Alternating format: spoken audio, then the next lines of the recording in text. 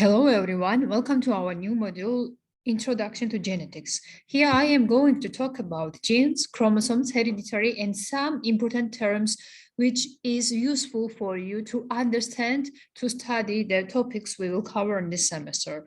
Now let's start from general terminology, which is used in genetics. Let's start from genome. Genome is just DNA, which is contained in nucleus of cells, and it is hereditary material. It is passed to successive generations of cells. The genes are referred to as portions of DNA or genome, and they code for proteins that carry out specific functions. And sometimes the products of genes are just RNAs that are not translated into proteins, and they can be function without this thing. So this kind of RNAs are just tRNAs, for example, or small nuclear RNAs and so on. Let's continue talking about these terms. So let's continue with the chromosome. Chromosomes are root-shaped cellular organelles which are single continuous DNA, double helix strand, and it contains a collections of genes. In humans, we have generally 46 chromosomes arranged in 23 pairs. Chromosomes 1 through 22 plus sex chromosomes like X and Y. Two copies of each chromosome 1 through 22, and they are just called homologous chromosomes. Key point here is that two copies of any gene of the chromosome exist. This is the cardiogram. You see all these 23 pairs of chromosome, pair 1, pair 2, pair 3, and so on. And you see their different shapes and structures, yes? The cell types in the body can be generally divided into two types. These are somatic cells and gametes. Somatic cells are the cells that compose our body. They are most of the body cells. They are diploid, which means they have two sets of chromosomes. Like they have 23 pairs of chromosomes. So in summary, 46. And gametes, which are reproductive cells, are haploid, and they only have one set of chromosomes, so they have 23 chromosomes.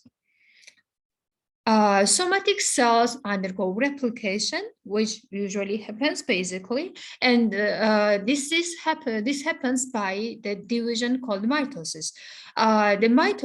Before mitosis, the genetic material needs to undergo duplication, which happens in the S phase of the interphase of the cell cycle. In this phase, chromosomes replicate and they form this kind of two sister chromatids, yes? So this is the pair, for example, first pair of chromosomes with two homologous chromosomes. After the S phase, each chromosome gets converted into two chromatids. And in M phase, mitosis, when the cell divides, we get similar daughter cells. Then daughter cells will contain copies of the chromosomes with the same number of chromosomes, of course, and also the same type of chromosomes. When we are talking about meiosis, we usually mean that this happens to the cells that are gametes or reproductive cells. They are haploid, which means there is one set of chromosomes. They are produced by meiosis of germline cells, and male and female gametes merge in fertilization, and new diploid organism is formed. Key point here is that in zygote, one gene comes from the mother and another one from father. Another important terms you should be familiar with are allele. So allele refers to alternative forms of gene. Many genes have several forms. For example, color of the eye. It can be represented by variable color like green, blue, black, and so on. And they are often represented by these letters like capital A, lowercase a, and so on. Now let's talk about genetic polymorphism. This refers to when genes exist in multiple forms or called alleles. Locus, in plural, it is loci. This is location of allele on chromosome. And finally, I want to summarize these things at the bottom of the screen. So DNA is just informational molecule which contains the segments that carry out information about one feature, and they are called genes. The genes can exist in different variations, and these alternatives of the gene is called allele. And alleles are located at specific areas, specific spots of chromosomes, and these areas are called locus in plural loci. And these locus are the special spots or many locuses form the chromosome. I mean, there can be found many loci on the chromosome.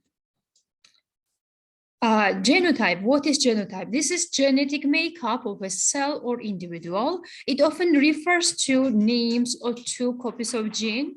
I can give you an example like, let's imagine we have gene A from father and GB from mother. The genotype of a zygote will be AB.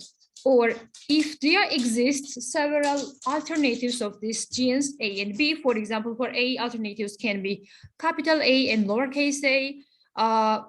The same can happen in case of V2. We then can have different variations of this combination.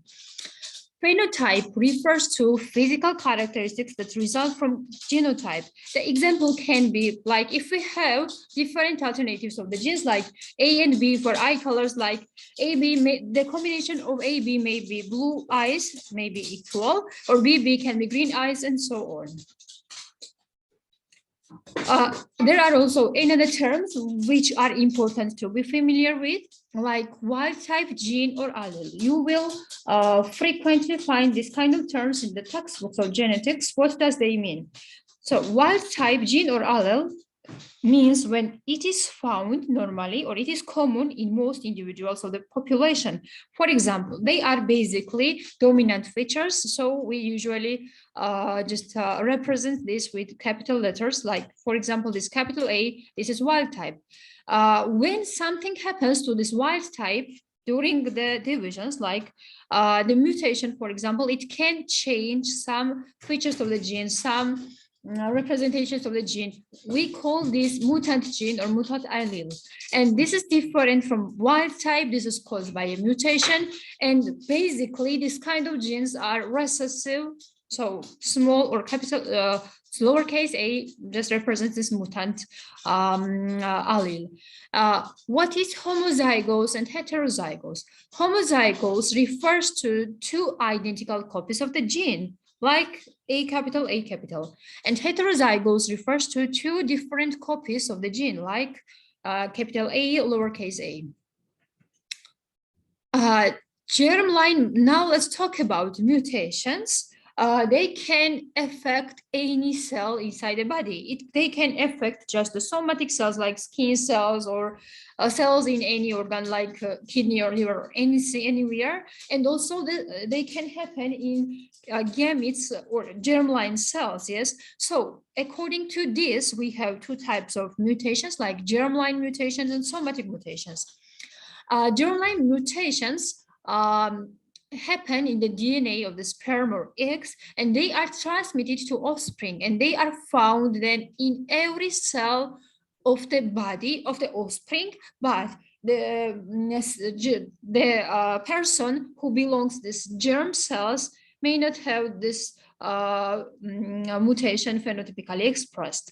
When we are talking about somatic mutations, we usually mean mutations in just the cells, any cell, but not the germline cells. These somatic mutations can be acquired during lifespan of cell. For example, we know that skin cells often undergo multiple mitosis in our lives, so they are very tended to get some mutations, yes? So they are very likely to acquire this kind of somatic mutation during lifespan, and they are not transmitted to offspring. Now let's talk about dominant genes and recessive genes. So dominant genes or dominant alleles of the gene are referred to the genes that determine phenotype even in individuals with single copy. They are often denoted with capital letters, for example, capital A, yes. And in any combination, I mean in this combination or this one, the patient will have phenotype of capital A because this is just dominant gene. What happens in case of recessive gene? Recessive gene requires two copies to produce phenotype.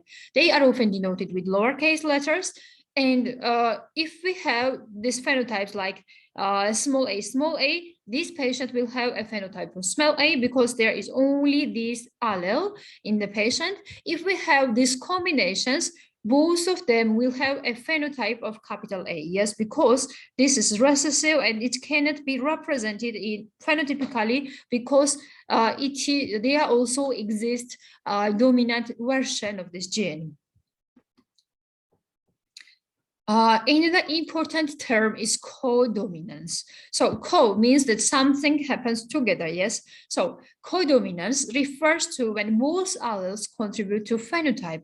Classic example you will find in many textbooks of genetics is ABO blood groups in this case. A gene just is responsible for production of antigen A on red blood cells. B gene is responsible for production of B antigen on red blood cells. And when there is gene 0, we refer like this, there is no A or no B antigen. But if we are talking about individuals with AB, in this case, this kind of individuals express both A and B because neither of these can be dominant over the other, yes? So both of them are expressed phenotypically. Also, another classic example of codominance you should be familiar with is a genetic condition, which is called alpha-1 antitrypsin deficiency. This problem can cause early COPD, I mean chronic obstructive pulmonary disease and liver disease. And you will cover this disease beta in GI module and also respiratory module. And now let's talk about the genetics, which is just in connection to this disease. In this disease, mutations happen in AAT gene, which usually produces alpha-1 antitrypsin. There can be different forms or different variants of this gene, like M refers to normal allele, S in case of S, there is moderately low levels of protein, and Z refers to severely reduced protein levels. So they can give us different combinations like MM, MS, ZZ, or MZ, yes? So there can be different variations phenotypically too. Like combinations of these alleles determines protein levels. For example, when we have 2M or double M, this means that patient will be normal phenotypically because M is normal allele. When we are talking about the situation when there are 2Z together, I mean double Z, in this case, we have phenotypically severe deficiency of alpha-1 antitrypsin alpha-1 antitrypsin. And in other combinations, the risk of the disease will be variable. Penetrance, this term is also important and it refers to proportion with allele that express phenotype.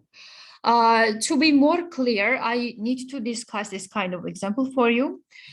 So penetrance, this penetrance can be 100% or complete, or it can be also incomplete. What does this mean?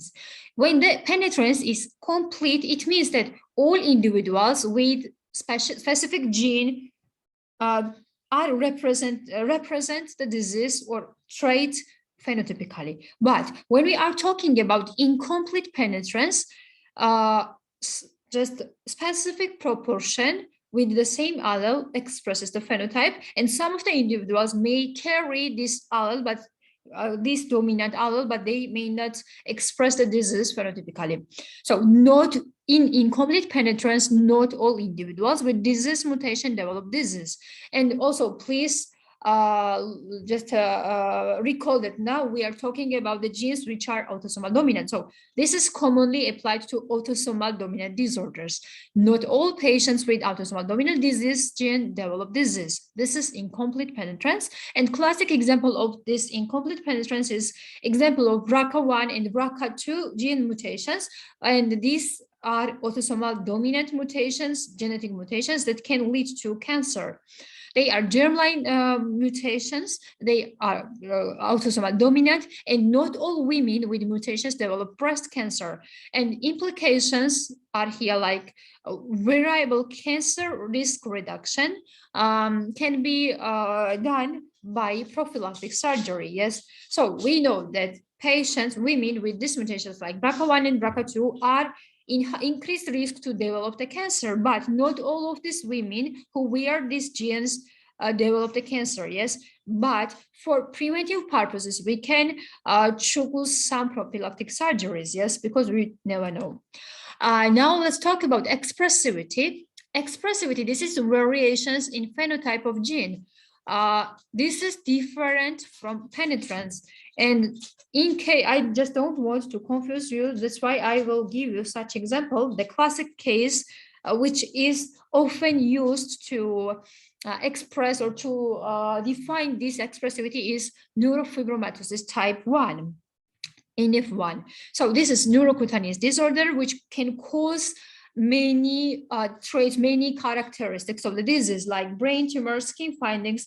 This is autosomal dominant disorder with 100% penetrance, which means, so this has 100% penetrance, which means all individuals have disease, but this disease has variable disease severity. Like some of the patients may have tumors, some of the patients may have only skin findings, and so on.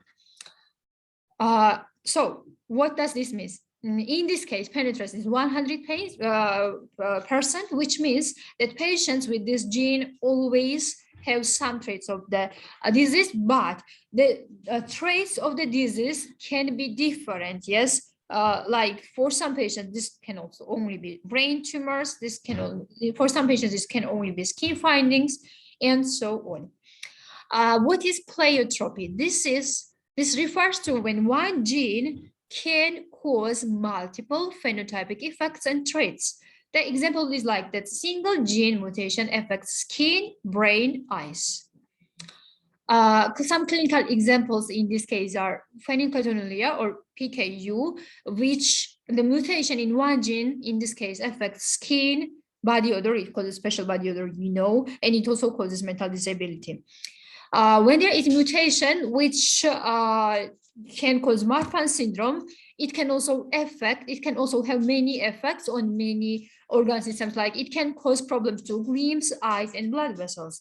Pleiotropy is also right for the condition like cystic fibrosis because it can affect lungs and pancreas. So single mutation can affect many organs or many systems, or it can cause many traits and effects like problems of lung, problems of pancreas, and osteogenesis imperfecta is also common classic example, which can affect bones, eyes, and also ears, hearing. What is mosaicism? So mosaicism is when there exist different populations of the cells in the same person. So to be more clear, let's do like this. This is the mother cell. It can give us, after mitosis, it can give us the cells which has the same phenotype, basically, but some of them in somatic cell may have some mutations, yes? So it can be different, for example, like this. So they are, during the division, here happens some mutation which cause different just genes, yes, different titles. So when we are talking about germline mutation, I mean when this problem happens to the germ cells, it looks like this. This was the mother cell, which has then divided into other cells before starting the meiosis, or it can also happen in meiosis. And some of the dotal cells just acquire the mutation and some of them do not. Now, this germline mosaicism can cause this thing, like in offspring depends on the ovum, which just fertilizes, yes. If it is used, for example, it can cause the disease in the offspring. But if these cells are used, which was like the mother cell, they can be just the offspring will be healthy. So germline mosaicism can be passed to offspring, and the patients who just wear this kind of mutations, germline mutations, won't have any problems phenotypically. There are pure germline mosaicism, which is difficult to detect. I mean that we cannot detect this by lab analysis. It is not seen in bloodstream.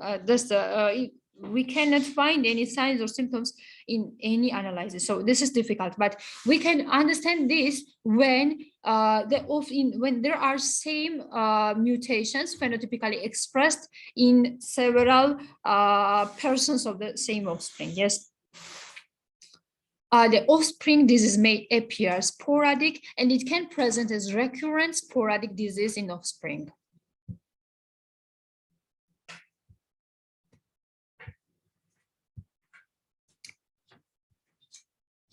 Now let's continue this mosaicism. The mosaicism can also be somatic, which means that the gene differences exist among the tissues. Yes. So, for example, if there are the cells in the body with normal genotype like 46XX, and some of the cells may be found with this kind of genotype like 45X0. So we know that 45X0 can cause Turner syndrome, but 46XX is normal.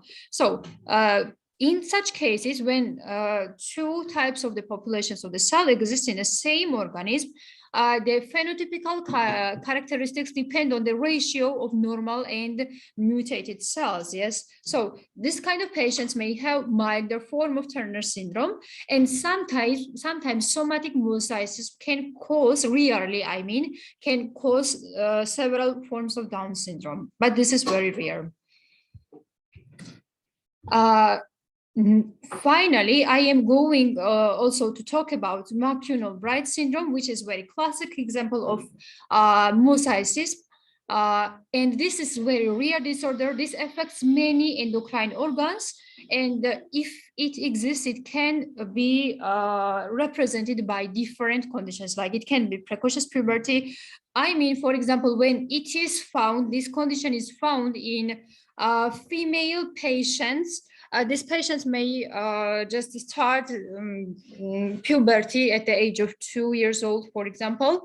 It can also be represented as fibrous growth in bones, like fractures and deformities. And also it can cause skin pigmentation, which is called caféole light spots, and with irregular borders, which is called Kosterman spots. But here, what is important is to know the genetics which is under this disease, under this syndrome. So this syndrome is always caused by post-zygotic mutation. It occurs after fertilization, and it happens only some tissues, and only some tissues and organs are affected. So this is mosaicism. And clinical phenotype varies, which depends on which tissues are affected and what is the content or what is the number of the cells that are affected. Germline, so why it cannot be caused by germline mutations? Because when it happens in as germline mutation, all of the cells in the offspring will be affected by the same mutation, which is lethal. So when the patient is born alive and the patient has the signs and symptoms of this McCune-Albright syndrome, we are always talking about post-zygotic mutation.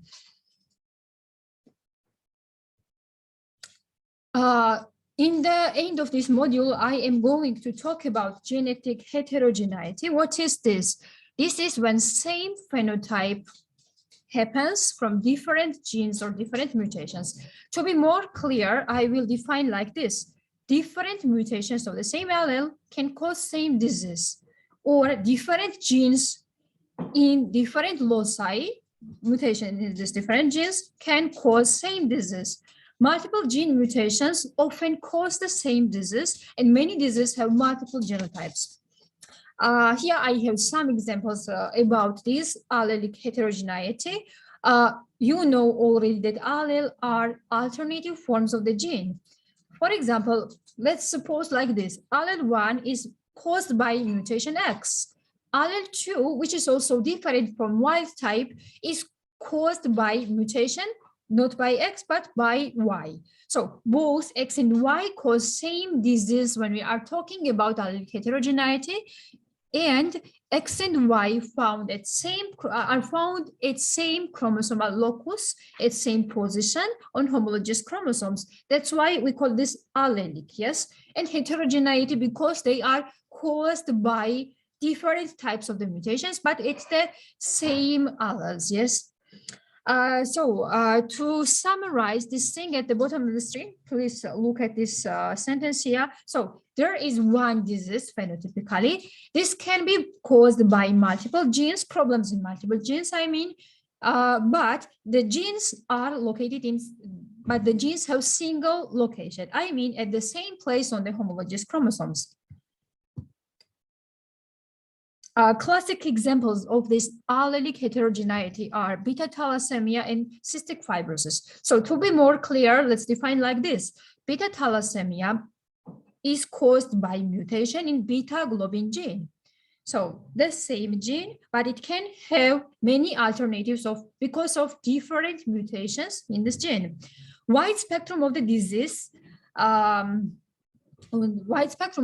depends on the mutation, and this mutation can be different from each other. They can be many types, but all of them cause beta thalassemia.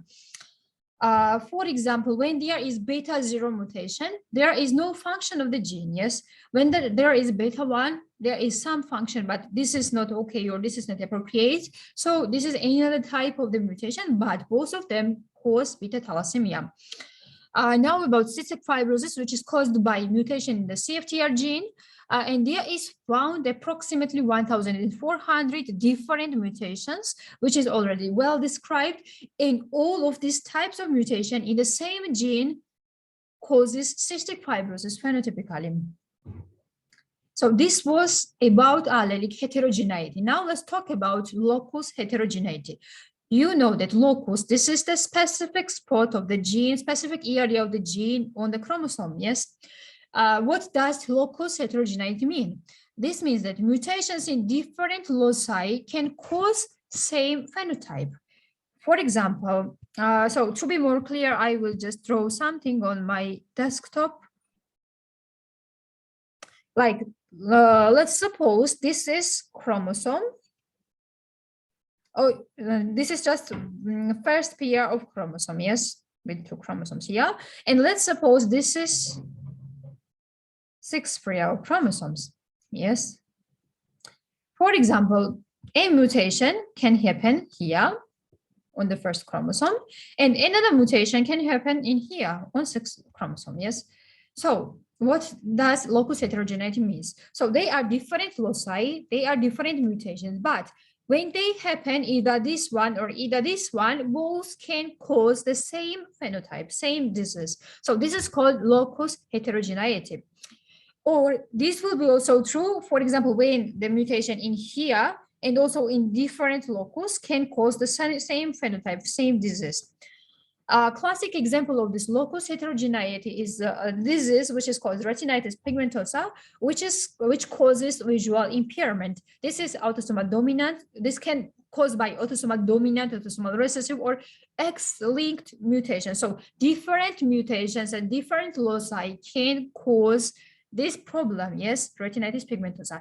And mutations at 43 different loci are described already that can lead to this disease. So to summarize all this at the bottom of the slide, you see like this. So there is one disease that can be caused by multiple genes. I mean, problems in different or multiple genes at multiple locations.